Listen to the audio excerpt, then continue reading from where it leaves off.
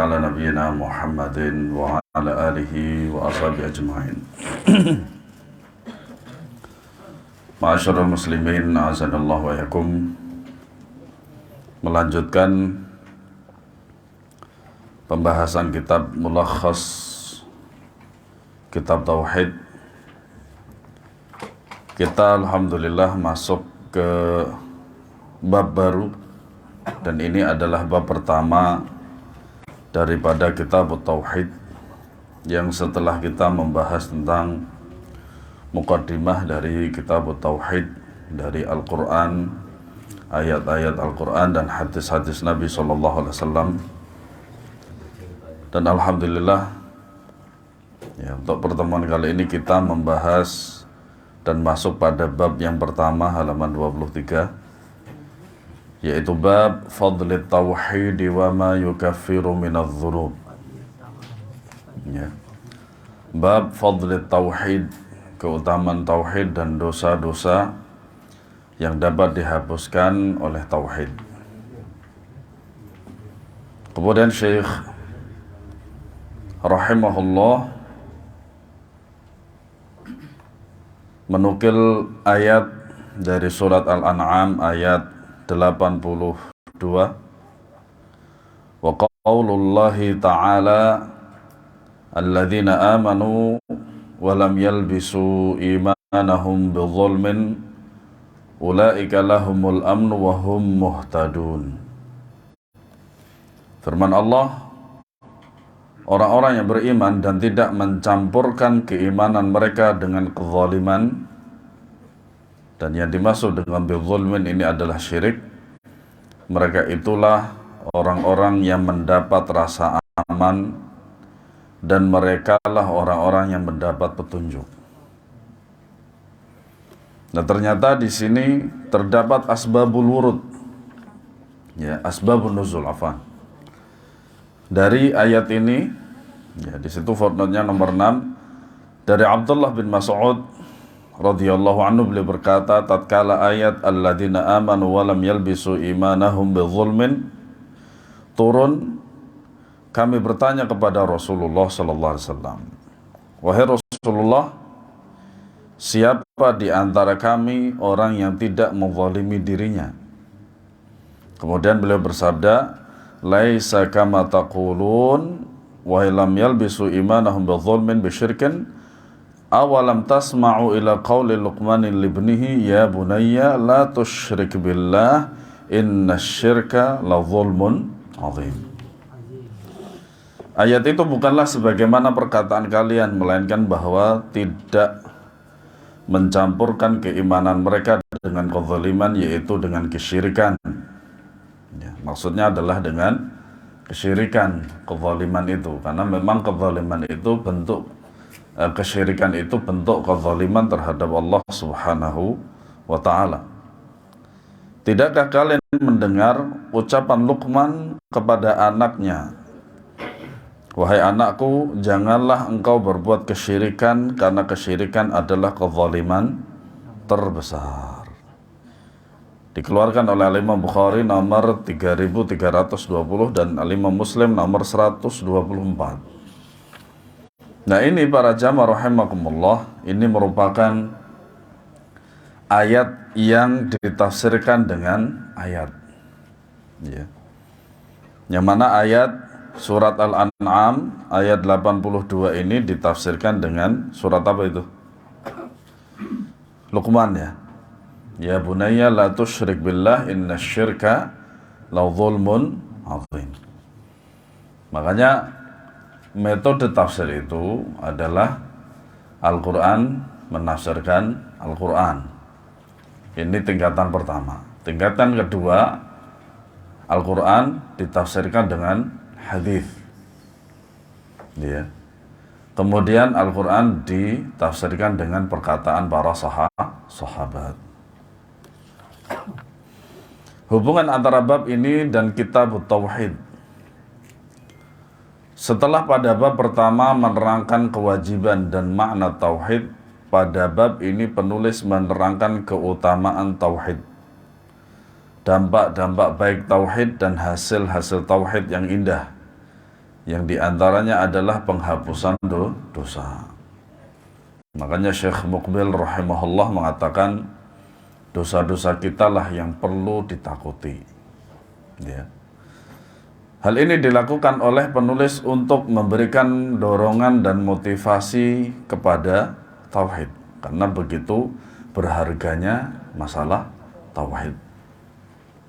Ya, kemudian beliau Syekh Hafizahullah Ta'ala, Syekh Saleh bin Abdullah Al-Fauzan menjelaskan tentang beberapa kosakata di sini dan kemudian menjelaskan secara global. Babun secara bahasa adalah tempat masuk. Ya, babun. Adapun secara istilah adalah nama untuk sekumpulan ilmu. Makanya disebut dengan abwab. Ya. Makanya di kitab itu ada tulisan bab, yang seakan-akan kita masuk melalui pintu tersebut. Ya. Adapun menurut syariat, bukan itu ya. Biasanya di bawahnya terdapat pasal-pasal dan permasalahan-permasalahan. Makanya kitab itu, ya kitab ya yang kita pegang sekarang, kemudian judul terbesarnya disebut dengan kitabun. Ya, kitabut tauhid, ya kan? Kemudian kitabul wahyi, kitabul ilm, kitabul ghusl, kitabul wudu, kitabul haid, dan seterusnya. Kemudian yang lebih kecil lagi apa? Bab. Ya, ada bab ini, bab itu, bab ini, bab itu, dan seterusnya. Ya. Nah, kemudian ada fasal atau fusul. Ya, ada fusul atau fasal. Ya. Makanya pasal itu berasal dari kata fusul. Ini kata serapan. Pulsa itu dari fulus. Makanya ketika antum beli pulsa isinya apa? Fulus, duit. Cuman nggak bisa dicairkan. Nggak bisa dicairkan.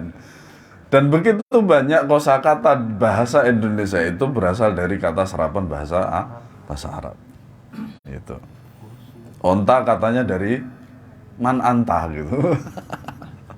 Nah, yukaffiru menghapus secara bahasa. At-takfir berarti penabiran dan penutupan. Apa penabiran para jamaah? Obat. Oh, tabir, berasal dari kata tabir ya. Iya. Karena sekarang itu yang saya lihat ya, beberapa kosakata, syukran, Indonesia ini mengalami perubahan. Dan saya tidak paham itu, ternyata mengalami perubahan. Contoh, mempesona menjadi memesona. Antum udah tahu belum ini? Saya baru tahu. Apalagi bahasa anak-anak muda alay sekarang, sedih jadi mengsedih gitu, dan seterusnya. Itu. Makanya kadang bahasa Indonesia itu sudah diperjuangkan dengan EYD-nya, kadang dirusak dengan anak-anak muda sekarang. Iya. Terus kemudian juga ketika mereka berbicara itu hurufnya I semuanya, yang huruf vokal itu. Nah, sekarang diikuti oleh sebagian para pedagang.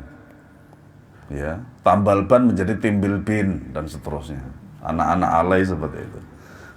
Ternyata penabiran. Nah, adapun menurut syariat at-takfir adalah penghapusan dosa-dosa sehingga kembali menjadi tiada. Nah, itulah yang selalu kita pinta kepada Allah Subhanahu wa Ta'ala, yaitu penghapusan dosa. Karena dosa itu memberatkan kita di akhirat. Di dunia pun juga berat sebenarnya. Ya. Minadz-dzunubi, dari dosa-dosa. Kata min bermakna menerangkan, bukan bermakna sebagian, karena memang ada kata sebagian. Makna min itu yang menunjukkan sebagian itu ada. Ya. Contoh, amirun min talamidil fasli. Amir sebagian dari murid-murid di kelas. Itu. Makanya maknanya min litab'id. Itu. Ya. Adz-dzunub adalah bentuk jamak dari kata dzanbun, yaitu apa-apa yang berakibat buruk.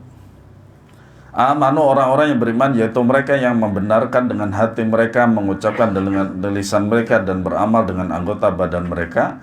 Yang puncak dari semua hal itu adalah tauhid. Nah, ini justru ya makna daripada iman. Ya. Yalbisu imanahum, menodai iman mereka, berarti mencampurkan tauhid mereka. Kemudian bidzulmin, makanya kenapa libas? Libas itu kan menjadikan seseorang yang mungkin fisiknya itu kurang menjadi baik. Ya, menjadi baik. Ya.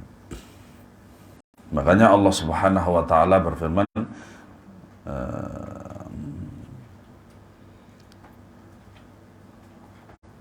yang masuk masjid bagaimana tuh? Ayat tentang masuk masjid untuk memakai perhiasan. Allah musta'an. Bidzulmin, dengan kezaliman, yaitu dengan kesyirikan. Nah, di sini zulm maknanya adalah asyirk. Nasallallahu salamata wal afiyah. Semoga Allah menjauhkan kita dari kesyirikan. Zalim berarti meletakkan sesuatu bukan pada tempatnya. Wad'u syai'in fi ghairi mahallihi. Itu zulm. Oleh karena itu kesyirikan disebut kezaliman, sebab kesyirikan adalah meletakkan ibadah bukan pada tempatnya dan memalingkan ibadah tersebut kepada yang berhak akan ibadah tersebut. Siapa yang berhak? Allah. Dan siapa yang wajib untuk beribadah? Manusia. Ya. Makanya ketika ibadah itu diniatkan bukan kepada Allah Subhanahu wa ta'ala, itu merupakan kezaliman. Al-amnu, keamanan, yaitu ketenangan jiwa dan hilangnya rasa takut. Nah, ini makna iman, aman. Ya, makna aman. Muhtadun, orang yang mendapat petunjuk, yaitu orang yang mendapat taufik untuk berjalan di atas as-siratal mustaqim dan kukuh di atas siratal mustaqim tersebut. Makanya hidayah itu kalau tidak dirawat, tidak dijaga, maka dia bisa hilang sehilang-hilangnya. Ya, nasallallahu salamata wal afiyah. Kemudian makna ayat secara global, Allah Subhanahu wa ta'ala mengabarkan bahwa orang-orang yang ikhlas dalam beribadah hanya kepada Allah semata dan tidak menodai tauhidnya dengan kesyirikan, mereka lah orang yang mendapatkan keamanan dari rasa takut. Ya. Dan hal-hal yang tidak menyenangkan pada hari kiamat. Karena tinggal mengimani saja. Oh, demikian. Iya. Mereka adalah orang-orang yang mendapat petunjuk untuk berjalan di atas as-siratal mustaqim di dunia. Nah, ini diantara salah satu faedah tauhid, yaitu dimudahkan berjalan di atas siratal mustaqim di dunia, dan pun juga nanti di atas sirat di akhirat juga akan dimudahkan dengan berkat tauhid. Hubungan antara ayat dan bab ayat ini menunjukkan tentang keutamaan tauhid dan penghapusan dosa-dosa. Makanya kita selalu selesai sholat itu beristighfar. Apa hikmahnya? Padahal kita habis beribadah kepada Allah. Beribadah kepada Allah saja kadang kita juga masih bisa berbuat dosa. Ya. Makanya ditutup diawali dengan istighfar. Astagfirullah 3 kali. Iya. Faedah ayat ini yang pertama, keutamaan tauhid dan buah tauhid yang dapat dipetik di dunia dan akhirat. Ya. Yang kedua, bahwa syirik adalah kezaliman yang membatalkan keimanan kepada Allah. Jika berupa syirik besar, dan mengurangi keimanan jika berupa syirik kecil. Nah, maka syirik kecil ini tidak mengeluarkan pelakunya dari Islam. Akan tetapi tetap yang nama syirik itu bahaya, entah itu besar atau kecil, tetap haruslah waspada. Yang ketiga, bahwa syirik adalah dosa yang tidak diampuni. Ya, may yusyrik billahi, ya, bahwasanya innahu may yusyrik billahi faqad habita amaluhu wa huwa fil akhirati minal khasirin. Ya. Kemudian barang siapa yang menyekutukan Allah, maka Allah tidak mengampuninya. Ya. Yang keempat, kesyirikan mengakibatkan ketakutan di dunia dan di akhirat. Apalagi dosa, makanya dosa terbesar di dunia dan mengakibatkan seorang sengsara di akhirat itu, salah satunya yang paling terbesar adalah syirik. Ya. Kemudian yang selanjutnya adalah hadis Nabi SAW. An Ubadah bin As-Samit radhiyallahu anhu qala Rasulullah sallallahu alaihi wasallam, man syahida an la ilaha illallah wahdahu la syarika lah wa anna Muhammadan abduhu wa rasuluhu wa anna Isa abdullahi wa rasuluhu wa kalimatuhu alqaha ila Maryam wa ruhum minhu wal jannatu haqqun wan naru haqqun adkhalahu Allahul jannata ala man kana minal a'mal, akhrajahu. Ya. Dari Ubadah bin Samit, beliau berkata, Rasulullah SAW bersabda, barang siapa saja yang bersaksi bahwa tiada sesembahan yang benar kecuali Allah semata, tiada syarikat baginya, dan bahwa Muhammad adalah hamba Allah dan Rasulnya, dan juga bersaksi bahwa Isa adalah hamba Allah dan Rasulnya, kalimatnya yang dia sampaikan kepada Maryam dan ruh darinya, serta bahwa surga adalah benar adanya, juga neraka adalah benar adanya, Allah pasti memasukkan dia ke dalam surga betapapun amal yang telah dia perbuat. Hadis ini dikeluarkan oleh Imam Bukhari dan Muslim, tapi juga dikeluarkan oleh Imam At-Tirmidzi, Ahmad di dalam musnadnya. Nah, kemudian ada biografi di sini al-muallif hafizahullah taala. Ubadah bin Samit namanya adalah Ubadah bin As-Samit bin Qais al-Ansari al-Khazraji. Berarti dia orang Khazraj, berasal dari suku Khazraj, berada di Madinah. Makanya disebut dengan al-Ansari. Salah seorang tokoh perang Badar yang terkenal. Beliau meninggal pada 34 Hijriah dalam usia 72 tahun. Sebagian para sahabat umurnya panjang, sebagian para sahabat pendek. Ya. Nah, ini sedikit daripada biografi Ubadah bin As-Samit radhiyallahu anhu.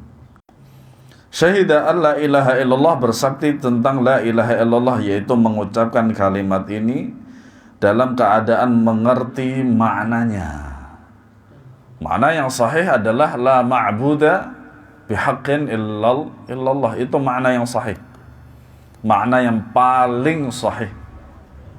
Tidak ada Tuhan yang berhak disembah, diibadai dengan benar kecuali Allah subhanahu wa ta'ala, dan mengamalkan konsekuensinya secara lahir dan batin. Lahir diantaranya niat,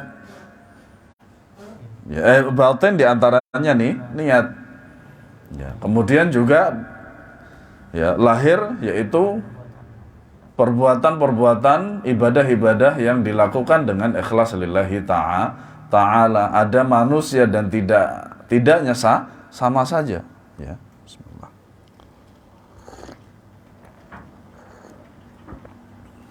La ilaha illallah, tiada sembahan yang benar kecuali Allah. Ya, ini makna secara ringkas. Kalau yang panjang tadi ya. Wahdahu, semata, keadaan yang menegaskan penetapan tentang tauhid. Makanya kata tauhid itu berasal dari kata wahada yuwahhidu tauhidan. La syarika lahu, tiada serikat baginya, merupakan penegasan dalam peniadaan. Ada kata la di situ. Ya. Wa anna Muhammadan, dan bahwa Muhammad, yaitu bersaksi bahwa Muhammad adalah abduhu, hamba Allah berarti milik Allah dan yang menyembah atau menghamba kepada Allah wa rasuluhu dan rasulnya, yaitu utusan yang diutus dengan syariat dari Allah Subhanahu wa ta'ala. Makanya di sini disebutkan wa anna Muhammadan abduhu wa rasuluh. Nah, ternyata Rasulullah SAW mengulangnya kepada Isa. Ya, mengulang pelafatan ini kepadamu, kepada Isa. Wa anna Isa abdullahi wa rasuluhu, dan Isa, ya, bersaksi bahwa Isa bin Maryam adalah hamba Allah dan rasulnya, bukan Tuhan. Ya. Makanya cerita tentang Hawariyun, yaitu sahabat Nabi Isa, berapa? Ya. Di antaranya adalah siapa? Yang hampir mirip, yang mau diserupakan dengan Nabi Isa, siapa? Yudas, ya. Yang masyhur dalam cerita tersebut adalah Yudas. Karena apa? Karena Isa bin Maryam itu diangkat oleh Allah Subhanahu wa ta'ala. Inni rafi'uka wa mutawaffika. Atau inni mutawaffika wa rafi'uka, dan seterusnya. Ya. Berbeda dengan keyakinan orang-orang Nasara yang menyatakan bahwa Isa adalah Allah, anak Allah atau salah satu dari yang tiga. Makanya Trinitas itu sebenarnya membingungkan. Di satu sisi lain mengatakan Isa adalah Allah. Di satu sisi lain Isa adalah anak Allah. Di satu sisi lain mengatakan bahwasanya Roh Kudus itu adalah Allah. Ya. Baru-baru ini digembarkan dengan seorang pendeta, ya, di Eropa sana, bahwasanya mengatakan Isa itu adalah nabi, bukan Tuhan.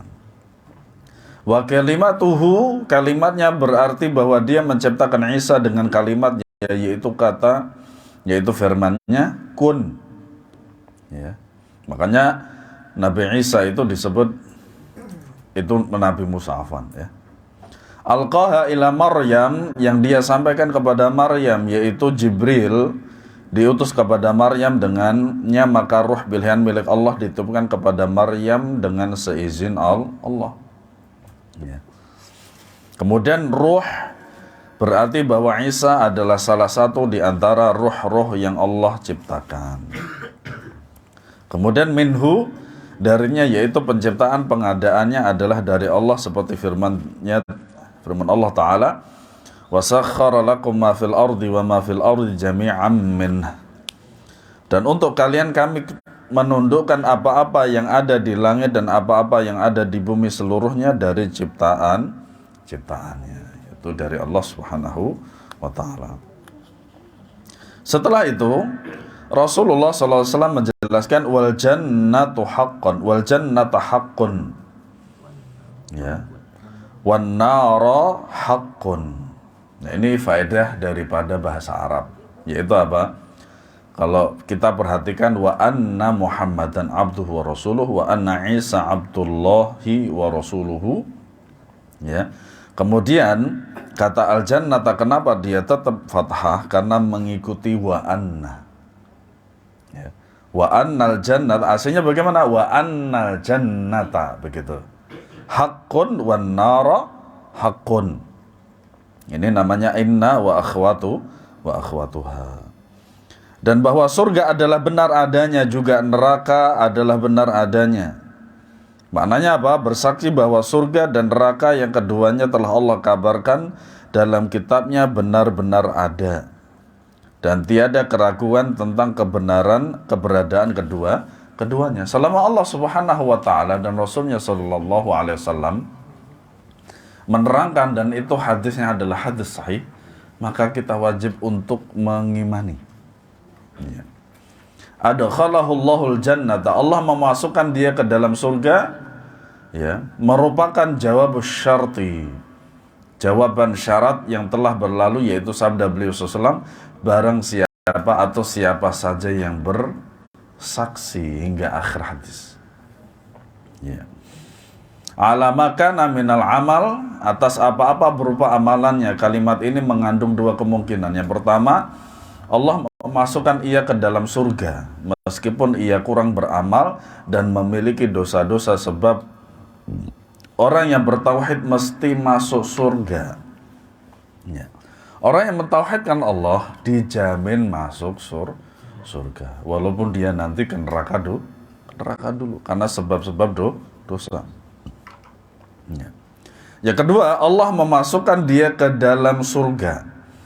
Adapun kedudukannya di surga sesuai dengan amalannya. Dan tentu saja hal itu tidak menafikan, meniadakan tauhid sama sekali. Ya. Kemudian akhrajahu, dikeluarkan oleh keduanya, yaitu hadis ini diriwayatkan oleh Al-Bukhari dan Muslim dalam kitab sahih keduanya, merupakan kitab tersahih setelah Al-Quran. Makna hadis secara global. Sesungguhnya Rasulullah SAW mengabarkan kepada kita dalam rangka menerangkan keutamaan dan kemuliaan tauhid, bahwa orang yang mengucapkan syahadatain dalam keadaan mengerti maknanya dan mengamalkan konsekuensinya secara lahir dan batin, menjauhi sikap berlebih-lebihan dan meremehkan hak dua nabi yang mulia, yaitu Isa dan Muhammad alaihi wassalatu wassalam, mengakui kerasulan dan kehambaan keduanya kepada Allah, dan meyakini bahwa keduanya tidak memiliki sedikit pun kekhususan dalam sifat rububiyah, apalagi uluhiyah, serta meyakini keberadaan surga dan neraka. Tempat kembali dia adalah surga, meskipun darinya muncul perbuatan-perbuatan maksiat selain kesyirikan. Intinya selain daripada kesyirikan, ya, seorang itu akan bisa masuk surga. Yang menghalangi seorang manusia masuk surga itu adalah syirik. Ya.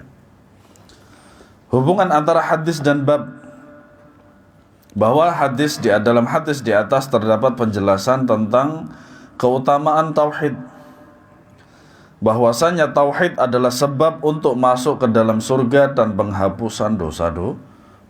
Maka begitu pentingnya kita mempelajari tauhid.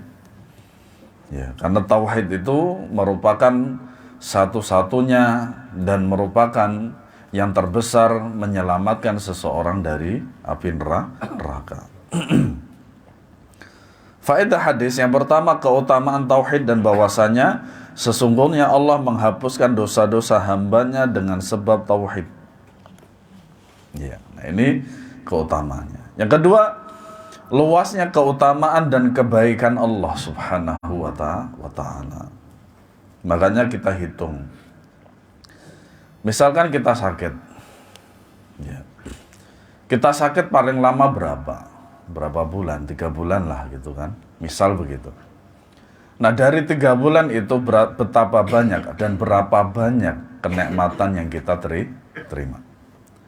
Bahkan pun ketika kita sakit pun kita juga masih menikmati namanya nikmat Allah.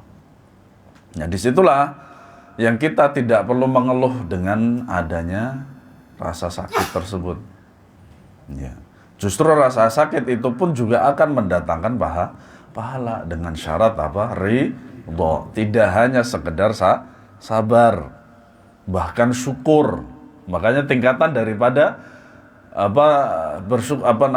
menerima dari sebuah sakit itu, pertama sabar, dan ini adalah tingkatan yang paling rendah. Kemudian yang kedua adalah syukur di atas sabar. Kemudian ridho yang paling tinggi. Ya. Dan memang berat. Berat. Gitu. Tapi bukan berarti tidak bisa. Yang ketiga, kewajiban menjauhi sikap berlebih-lebihan dan meremehkan hak para nabi dan orang-orang saleh. Maka kita tidak boleh mengingkari keutamaan mereka. Tidak pula berlebih-lebihan terhadap mereka sampai memalingkan suatu ibadah kepada mereka, seperti perbuatan sebagian orang-orang bodoh dan sesat. Makanya ahlu sunnah wal jamaah, mereka selalu mengedepankan tauhid dan mereka tidak mengkultuskan manusia. Dalam artian apa? semua perkataan dan perbuatan seluruh para manusia itu haruslah ditimbang dengan Al-Quran dan Sunnah. Ya. Yang keempat, bahwa akidah tauhid menyelisihi semua agama kekafiran, baik Yahudi, Nasrani, penyembah berhala maupun Dahriyah. Apa Dahriyah? Ada yang pernah tahu? Baik. Ini belum saya baca itu, kata Allah ya. Semoga pekan depan bisa kita bahas insyaallah ta'ala. Yang kelima, pelaku maksiat dari kalangan orang-orang bertauhid tidak kekal di dalam neraka. Ini berbeda dengan anggapan orang-orang Khawarij. Ya. Orang-orang Khawarij mengatakan bahwasanya orang yang berbuat dosa besar maka dia masuk ke dalam neraka selama-lamanya. Ya. Berbeda dengan Ahlus Sunnah wal Jamaah. Sangat berbeda sekali. Selama masih ada la ilaha illallah di dalam hati mereka, maka mereka tidak kekal di neraka. Hadis selanjutnya, walahuma fi idbana fa innallaha harrama 'alan nari man qala la ilaha illallah yabtaghi bidzalika wajhallah. Diriwayatkan pula oleh keduanya yaitu Al-Bukhari dan Muslim pula pada hadis idban. Sesungguhnya Allah mengharamkan neraka bagi orang yang mengucapkan la ilaha illallah dalam keadaan mengharapkan wajah Allah dengan hal tersebut. Dikeluarkan oleh Imam Bukhari, Muslim dan Ahmad dalam musnadnya. Biografi secara ringkas, Idban bin Malik bin Amr bin Al-Ajlan Al-Ansari. Ya, sampai sekarang Qabilah Al-Ajlan termasuk qabilah yang besar di Saudi Arabia. Di antaranya syekh besar yang mengajar di Masjid Nabawi itu Syekh Abdurrahman Al-Ajlan yang wafat beberapa tahun yang lalu. Ya.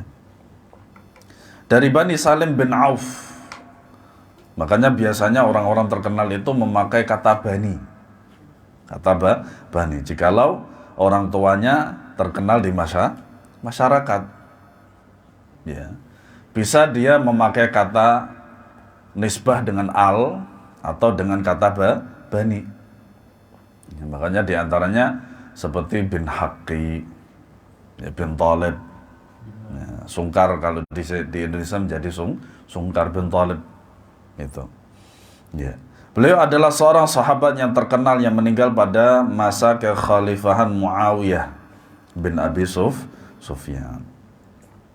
Walahuma, dan milik keduanya yaitu bahwa Al-Bukhari dan Muslim meriwayatkan hadis ini secara lengkap dalam kitab sahih keduanya, dan ini adalah satu penggalan dari riwayat tersebut.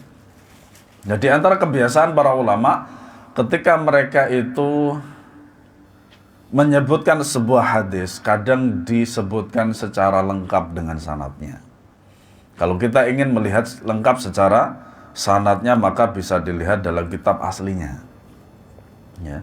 Tetapi kadang sebagian para ulama tidak menyebutkan secara lengkap karena ada hal yang ingin diambil mencocoki dari bab yang ditulis. Seperti ini. Ya, makanya disebutkan bahwasanya hadis ini secara lengkap berada di kitab Al-Bukhari dan Muslim. Ya, tetapi Syekh Al-Imam Muhammad bin Abdul Wahhab ini hanya butuh hanya seperti ini saja. Ya, wallahumma fi hadithi idban fa innallaha harrama 'alan nari man qala la ilaha illallah wa yabtaghi bidzalika wajha Allah dan seterusnya. Ya. Karena sesuai dengan kebutuhan. Tidak perlu dinukil secara lengkap. Haram 'alan nar, mengharamkan atas neraka. At-tahrim berarti larangan. Maksudnya apa? Bahwa Allah melarang neraka untuk menyentuh dia. Subhanallah. Ini perintah kepada siapa? Kepada neraka. Ya betaghi bidzalika wajh Allah. Mengharap wajah Allah dengan hal tersebut. Maknanya apa? Artinya ikhlas dari hati dan meninggal dalam keadaan seperti itu serta tidak mengucapkannya dengan kemunafikan. Ya. Sehingga apa? Yang namanya kemunafikan itu, ya, tidak ikhlas itu tidak mungkin dia mencari wajah Allah. Iya. Mana hadis secara global bahwa Rasul Shallallahu Alaihi Wasallam mengabarkan dengan kabar yang tegas bahwa orang yang mengucapkan kalimat la ilaha illallah dengan tujuan seperti yang ditunjukkan oleh kalimat tersebut berupa ikhlas dan tidak berbuat syirik, serta mengamalkan hal itu secara lahir dan batin, kemudian meninggal dalam keadaan seperti itu, ia tidak akan disentuh oleh api neraka pada hari kiamat. Dan ini tentu saja juga sebagaimana firman Allah Subhanahu wa ta'ala. Artinya apa? Apa yang dikatakan oleh Rasulullah SAW itu juga apa yang difirmankan oleh Allah Subhanahu wa ta'ala. Hubungan antara hadis dan bab, bahwa pada hadis ini terdapat dalil yang sangat terang tentang keutamaan tauhid. Memang pada bab yang pertama, Syekh Al-Imam Muhammad bin Abdul Wahab menjelaskan, menerangkan, menukilkan tentang dalil-dalil tentang keutamaan tauhid. Ya. Dan bahwa tauhid tersebut mengharuskan orang yang meninggal di atas tauhid tersebut untuk selamat dari neraka dan kejelekan-kejelekannya dihapuskan. Ya. Masya Allah. Faedah dari hadis ini yang pertama, keutamaan tauhid. Dan bahwa tauhid membebaskan pemiliknya dari neraka dan menghapuskan dosa-dosanya. Yang kedua, bahwasanya ucapan tanpa keyakinan hati tidaklah cukup bagi keimanan, seperti orang-orang munafik. Ya, karena hanya sekadar perkataan saja, tidak ada di dalam hati. Ya. Yang ketiga, bahwasanya keyakinan hati tanpa ucapan tidaklah cukup bagi keimanan, seperti keadaan para penentang. Ya. Makanya apa? Mundur kena, maju kena. Nah, bagaimana supaya tidak mundur kena, maju kena? Ya, kumpulkan itu semua. Ya. Yang keempat, diharamkannya neraka terhadap orang-orang yang memiliki tauhid yang sempurna. Makanya dengan kita mempelajari tauhid ini adalah supaya apa? Supaya tauhid kita sempurna. Ya.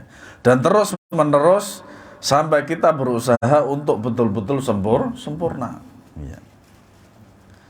Yang kelima, bahwa amalan tidak bermanfaat kecuali ikhlas dengan mengharap wajah Allah dan benar sesuai dengan sunnah Rasulullah Sallallahu Alaihi Wasallam.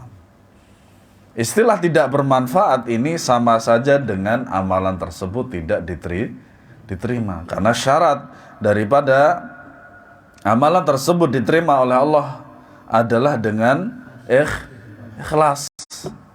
Dan juga sesuai dengan sunnah Nabi Sallallahu Alaihi Wasallam. Ya, sebenarnya sederhana sekali ya. Sangat sederhana syarat ini, tapi memang berat ya, memang berat. Ikhlas terutama itu sangat berat. Yang keenam, orang yang mengucapkan la ilaha illallah tetapi juga berdoa kepada selain Allah, ucapannya tidaklah bermanfaat. Seperti keadaan para penyembah kubur pada hari ini, bahwa mereka mengucapkan la ilaha illallah tetapi mereka juga justru berdoa kepada orang yang sudah meninggal serta mendekatkan diri kepada orang tersebut. Kenapa disebut dengan syirik? Karena berharapnya kepada yang di kuburan, bukan kepada Allah. Ya. Yang ketujuh, penetapan sifat wajah bagi Allah Ta'ala sesuai dengan kemuliaan dan keagungan. Makanya ketika kita menyebutkan salah satu nama Allah Subhanahu wa Ta'ala yang dikira itu adalah sama dengan bentuk makhluk, maka kita selalu mengatakan sesuai dengan kemuliaan dan keagungan Allah. Makanya Ahlus Sunnah wal Jamaah selalu mengatakan demikian, yaliqu bijalalihi wa 'azamatih. Ya. Wajah Allah tidak sama dengan wajah manusia, dan itu pasti tidak sama. Karena dalilnya sudah jelas, laisa kamitslihi syai'un. Ini sudah sangat jelas sekali. Jangankan Allah dengan makhluknya, manusia kembar saja tidak mungkin 100% kembar. Sama persis tidak mungkin sama. 100% tidak mungkin sama. Nah, makanya penetapan sifat wajah bagi Allah Subhanahu wa ta'ala haruslah juga secara apa? Secara dalil. Ya, secara dalil. Berapa menit lagi nih? 3 menit lagi ya. Baik. Hadis selanjutnya, wa an Abi Sa'id Al-Khudri radhiyallahu anhu anna Nabiy sallallahu alaihi wasallam qala Musa ya Rabbi 'allimni syai'an adhkuruka wa ad'uka bihi qala qul ya Musa la ilaha illallah qala ya Rabbi kullu ibadika yaquluna hadha qala ya Musa law anna samawati as-sab'a wa amiruhunna ghairi wal aradina as-sab'a fi kiffatin wa la ilaha illallah fi kiffatin malat bihinna la ilaha illallah rawahu Ibnu Hibban wal Hakim wa sahhahahu. Dari Abu Sa'id Al-Khudri radhiyallahu anhu, dia berkata Rasulullah SAW bersabda, Musa berkata, wahai Rabb, ajarkanlah kepadaku sesuatu untuk berzikir dan berdoa kepadamu. Allah berfirman, wahai Musa, ucapkanlah la ilaha illallah. Musa berkata lagi, wahai Rabb, semua hambamu mengucapkan kalimat ini. Allah pun berfirman, wahai Musa, andai kata ketujuh langit dan penghuninya kecuali aku, ya, serta ketujuh bumi diletakkan pada satu daun timbangan, sedang la ilaha illallah diletakkan pada daun timbangan yang lain, niscaya la ilaha illallah timbangannya lebih berat. Insyaallah. Diriwayatkan oleh Ibnu Hibban, Al-Hakim disahihkan oleh Al-Hakim. Biografi Abu Sa'id Al-Khudri adalah Abu Sa'id Al-Khudri Sa'ad, ya, bin Malik bin Sinan Al-Khazraji Al-Ansari. Ya, nisbah kepada Bani Khudrah, makanya Abu Sa'id Al-Khudri. Beliau adalah seorang sahabat yang mulia dan anak dari seorang sahabat. Jadi Sa'ad dan Malik ini adalah seorang sahabat. Beliau meriwayatkan banyak hadis dari Rasulullah SAW. Beliau meninggal pada 74 Hijriyah. Ya. Dan Musa adalah Musa bin Imran, Rasul utusan Allah kepada Bani Israel, dan pernah diajak bicara oleh Allah Subhanahu wa ta'ala secara langsung. Dalilnya mana? Wa kallamallahu Musa taklima. Dan Allah Subhanahu wa ta'ala mengajak Musa berbicara secara langsung. Itu ya, makanya beliau Nabi Musa disebut dengan Nabi Kalimullah. Nah, monggo yang ada.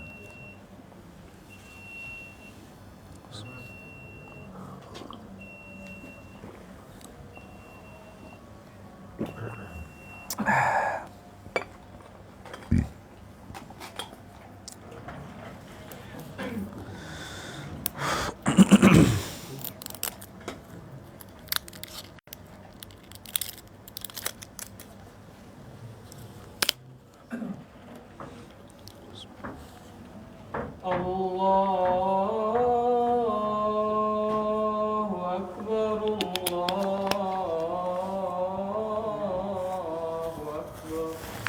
Allahu Akbar. Allahu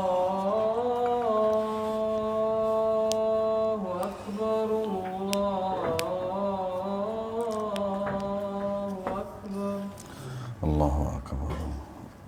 Asyhadu an la ilaha illallah.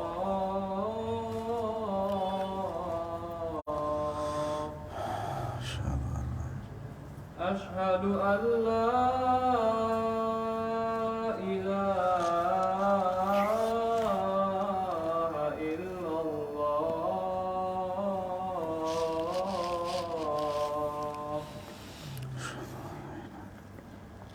Asyhadu anna Muhammadar Rasulullah.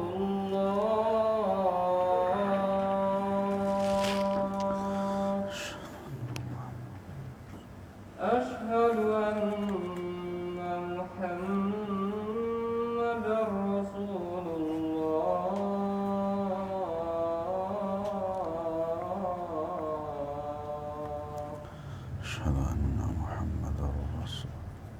حي على الصلاة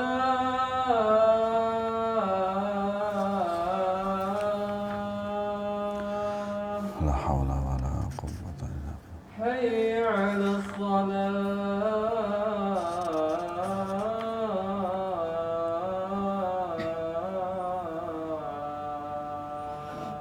La hawla wa la quwwata illa billah.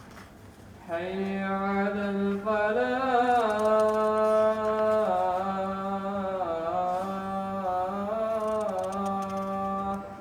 La hawla wa la quwwata illa billah. حي على الفلاح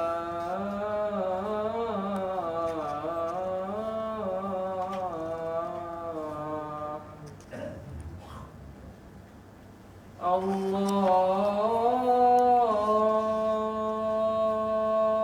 أكبر الله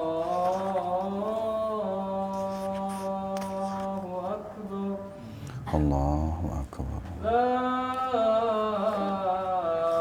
إله إلا الله La ilaha illallah. هذا الدعوة التامة بين محمد رسول محمد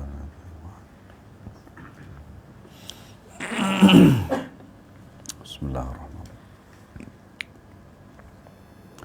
Adzkuruka, aku mengingatmu, berarti aku memuji dan menyanjungmu dengannya.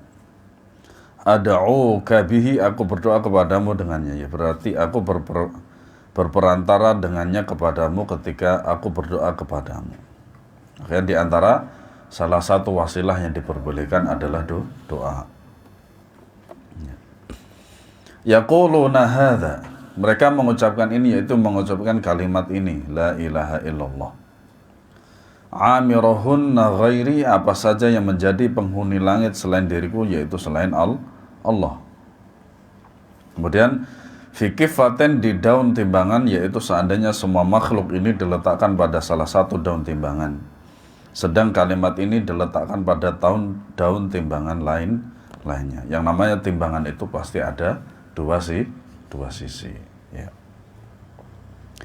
Malat bihinna, timbangan itu akan miring karena kalimat tersebut, berarti kalimat tersebut timbangannya lebih berat daripada semua makhluk. Dan ini hadisnya sahih. Ya. Makna hadis secara global bahwa Musa alaihi salat wassalam meminta kepada Allah Azza wa Jalla agar diajari suatu zikir yang akan digunakan untuk memuji Allah dan sebagai perantara ketika berdoa meminta kepada Allah. Nah, riwayat seperti ini jikalau sahih maka kita mengimaninya, tapi jikalau tidak maka tidak boleh. Makanya ada orang mengatakan dia mendapatkan zikir dari Rasulullah Shallallahu Alaihi Wasallam pada zaman kita melalui apa? Mimpi. Padahal Rasulullah SAW mengatakan ar-ru'ya salihah minallah wal hulmu minasyaitan. Mimpi Rasulullah SAW memakai dua kata. Pertama ar-ru'ya, yaitu mimpi. Maknanya juga mimpi, tapi salihah, yang benar, berupa amal saleh. Dan tentu saja juga ditimbang dengan Al-Quran dan Sunnah. Itu dari Allah Subhanahu wa Ta'ala. Wal hulmu, mimpi itu dari syaitan, terutama mimpi-mimpi buruk. Ya. Apalagi sampai jikalau membuat syariat baru, berarti itu apa? Mimpi buruk. Dari siapa berarti? Dari syaitan. Apalagi sampai mengatakan dapatnya dari Rasulullah Sallallahu Alaihi Wasallam. Ya. Maka Allah memberinya petunjuk agar ia mengucapkan la ilaha illallah. Musa mengetahui bahwa kalimat ini banyak diucapkan oleh para makhluk, sedang ia menginginkan kalimat khusus sehingga berbeda dengan yang lain. Ya. Allah pun menjelaskan besarnya keutamaan zikir yang telah dianjurkan tersebut, bahwasanya tidak ada sesuatu apapun yang menyamai keutamaan zikir tersebut. Tidak ada yang menyamai ya zikir la ilaha illallah. Ya. Hadis ini menjelaskan keutamaan kalimat tauhid dan bahwasanya tidak ada sesuatu apapun yang dapat menyamai keutamaan kalimat tersebut. Ya. Faedah dari hadis ini yang pertama, besarnya keutamaan la ilaha illallah karena di dalam kalimat tersebut terkandung tauhid dan keikhlasan. Ya, makanya surat Al-Ikhlas, padahal tidak ada satupun kalimat ikhlas di dalam surat tersebut. Yang maknanya adalah menyatakan dengan ikhlas bahwasanya Allah Subhanahu wa taala ahad. Gitu. Yang kedua, keutamaan Musa alaihissalam dan semangat beliau untuk mendekatkan diri kepada Allah. Makanya seluruh para nabi dan rasul merupakan contoh utama. Ya, contoh utama. Dan mereka begitu semangatnya menuntut ilmu dan mendekatkan diri kepada Allah Subhanahu wa taala. Yang ketiga, bahwa ibadah tidak boleh dilakukan kecuali dengan segala hal yang telah Allah syariatkan. Artinya haruslah berilmu, didahului dengan ilmu dulu. Manusia tidak diperbolehkan untuk membuat syariat dari dirinya sendiri karena Musa meminta kepada Allah untuk diajari cara berzikir kepada Allah. Ya. Ini Musa saja meminta diajari Allah. Ya. Yang keempat, sesungguhnya hal yang sangat diperlukan dan sangat penting mesti keberadaannya akan banyak didapati. Oleh karena itu, karena sangat diperlukan oleh alam semesta, la ilaha illallah menjadi zikir yang paling banyak diucapkan dan paling mudah diperoleh. Dan tidak memerlukan acara-acara, tidak memerlukan ya ribuan kali untuk dilafazkan. Ya. Dan yang kelima, bahwa Allah berada di atas langit berdasarkan ucapan dan semua penghuninya kecuali aku. Karena memang Allah Subhanahu wa taala berada di atas langit dan Allah bukanlah makhluk. Ya. Yang keenam, merupakan suatu keharusan ketika berzikir dengan kalimat ini untuk mengucapkan kalimat tersebut secara lengkap. Tidak hanya mengucapkan lafaz jalalah Allah seperti perbuatan sebagian orang-orang bodoh. Ya. Yang ketujuh, penetapan adanya timbangan amal dan hal itu benar-benar ada. Ya. Melalui banyak dalil-dalil dari hadis Nabi Sallallahu Alaihi Wasallam. Yang kedelapan, bahwa para nabi perlu diingatkan tentang keutamaan kalimat la ilaha illallah. Itu para nabi, apalagi kita. Nabi bukan, ulama bukan, enggak dijamin surga juga enggak. Tapi kok enggak mau mempelajari la ilaha illallah gitu, merasa nanti masuk surga. Ya memang betul. Tapi kalau enggak mempelajari, bagaimana nanti di akhir hayatnya dia mengatakan la ilaha illallah? Enggak mungkin. Ya, walaupun mudah tapi sulit, sangat sulit.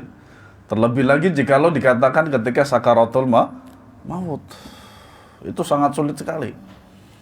Makanya dari kita ya, harus tetap mempelajari kalimat ini. Yang kesembilan, sesungguhnya bumi ada 7 sebagaimana langit. Ini faedah-faedah dari hadis ini. Wallahu alam bissawab. Semoga bermanfaat. Saya kira cukup, semoga bermanfaat. Subhanakallahumma bihamdika asyhadu an la ilaha illa anta astaghfiruka wa atubu ilaik. Assalamualaikum warahmatullahi wabarakatuh.